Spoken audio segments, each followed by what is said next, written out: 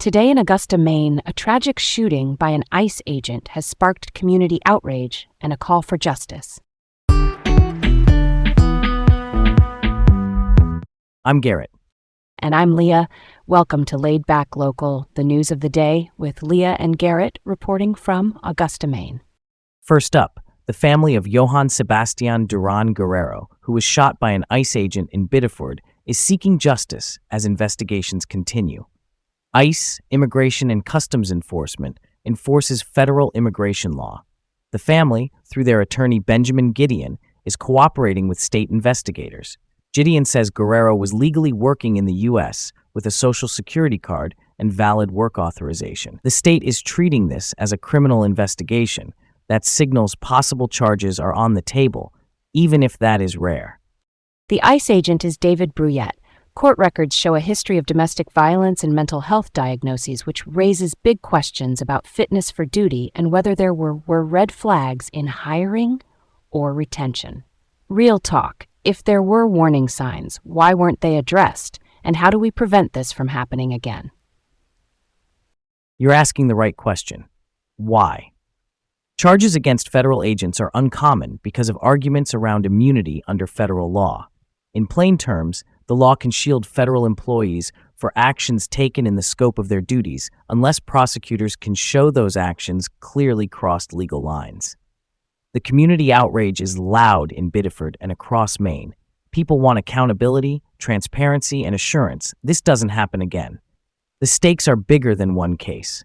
It touches civil rights, trust in law enforcement, and how federal operations work in local neighborhoods. Next up, Biddeford leaders and residents are demanding action after Guerrero's fatal shooting. Mayor Liam LaFontaine issued a proclamation supporting Guerrero's family. At a city meeting, residents pressed for concrete steps, not just words.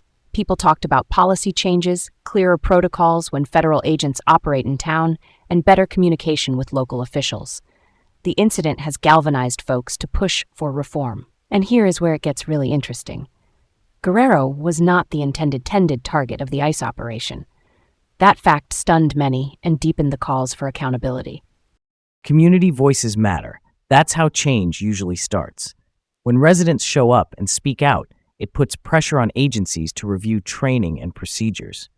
If someone who was not the target ends up dead, the operation design and risk assessment need a hard look. How were bystanders assessed? What was the safety plan? Those are fair questions the community is asking. Next up, more than 620 immigrants in Maine could lose full Medicaid coverage on October 1st because of new eligibility rules. In Maine, Medicaid is called Maine Care. It helps low-income residents afford health care. The Maine Department of Health and Human Services, or DHHS, sent letters in July warning about the change. Green card holders stay eligible, but many refugees and asylum seekers will shift to Emergency Services Maine Care, which only covers true emergencies. Nonprofits like Maine Equal Justice and the Maine Immigrants' Rights Coalition are helping folks navigate appeals and options. Cutting off regular care quickly leads to worse health. People delay checkups, skip meds, and end up in the ER, which is harder on families and more expensive for the system.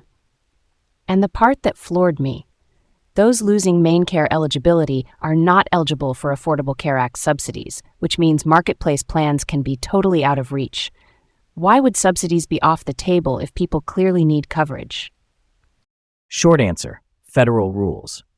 Some immigration categories do not qualify for ACA subsidies, so even if you want to buy a plan, the help isn't there. That leaves people in a coverage gap, not poor enough for full Maine care under the new rules, and not eligible for discounted private plans. That's a tough spot, and yes, it pushes people away from care until it becomes an emergency. Next up, a Maine doctor has filed a lawsuit after being denied re-entry to the U.S. at the Canadian border. Dr. Roya Afshar is a family physician who lives in Presque Isle. She legally came to the U.S. in 2022 on an H-1B visa, a work visa for specialized occupations. In April 2023, she went to Canada to update visa paperwork so she could renew her driver's license. She presented a valid Canadian passport and her renewed visa. She says she was questioned for 10 hours about family ties to Iran, then denied entry under TRIG which stands for Terrorism-Related Inadmissibility Grounds. She has now sued in U.S. District Court to overturn that denial. The suit names Customs and Border Protection leadership, including Commissioner Rodney Scott. TRIG is a set of security-related rules, but how it was applied here is what is raising eyebrows. The surprising point is that her mother's employment with the Iranian government about 45 years ago seems to have played a role. Using decades-old family ties to block a practicing physician from returning home to Maine is, a fairness question. If the court agrees the rules were misapplied, it could clarify how TRIG should work in cases like this. Last up, a new poll shows Troy Jackson slightly ahead of Senator Susan Collins in the U.S. Senate race.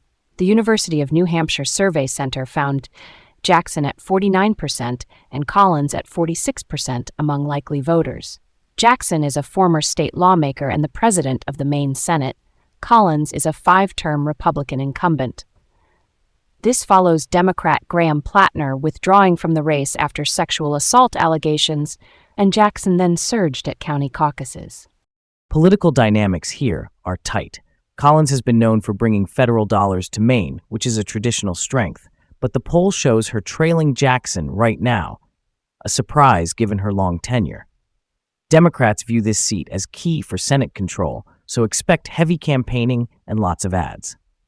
Momentum can shift fast, but this snapshot says Jackson has an edge, at least for the moment. Thanks for tuning in to Laid Back Local, the news of the day with Leah and Garrett in Augusta, Maine. Have a great day, and come back tomorrow for more.